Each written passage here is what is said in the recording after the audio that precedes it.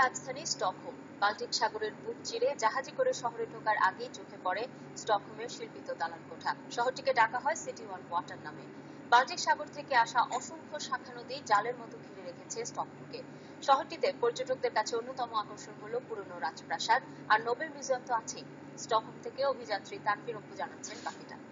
পিছনদিকে যে দেখতে পাচ্ছেন এই সুন্দর বিল্ডিংটি, এটাই সেই নোবেল হাউস, যেখান থেকে নোবেল প্রাইজ দেওয়া হয় প্রতি বছর। সুন্দর এই শহরটিতে ঘিরে রয়েছে বাল্টিকের ফিওর্ড, রয়েছে 100 বছরের পুরনো রাস্তা, 600 বছরের পুরনো এখানে রয়েছে সেই রাজপ্রাসাদ, রয়েছে অসংখ্য ছোট বড় পার্ক থেকে শুরু করে মিউজিয়াম, অনেক কিছু।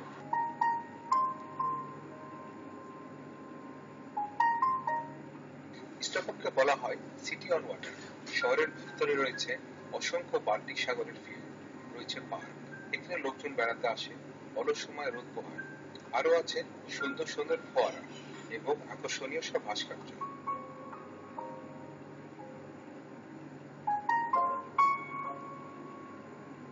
এখানে চলাচলের জন্য বাইসাইকেলের ব্যবহার বেশ ঝুঁকিপূর্ণ।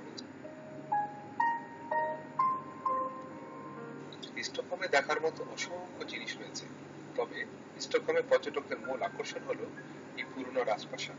প্রায় 350 বছরের পুরনো এই রাজবাড়ি। প্রতি বছর লাখ লাখ পর্যটক আসে এই রাজপ্রাসাদটি দেখতে। এতে রয়েছে মোট 608টি কক্ষ।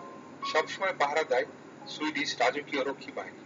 এতে রাজপরিবার বসবাস না করলেও প্রাসাদটি রাজপরিবারের বিভিন্ন কাজে ব্যবহৃত হয়। প্রাসাদের চতুর্দিকে দেয়ালে খোদাই করা আছে অসংখ্য সব ভাস্কর্য। রাজপরিবারের ক্ষমতার প্রতীক হিসেবে রাখা হয়েছে 4টি কামান।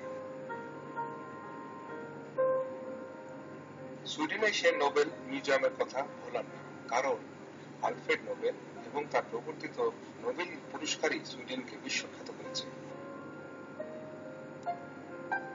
যেহেতু বাল্টিকের তীরে স্টকহোম, তাই সমুদ্রেও মানুষের বিনোদনের সঙ্গী।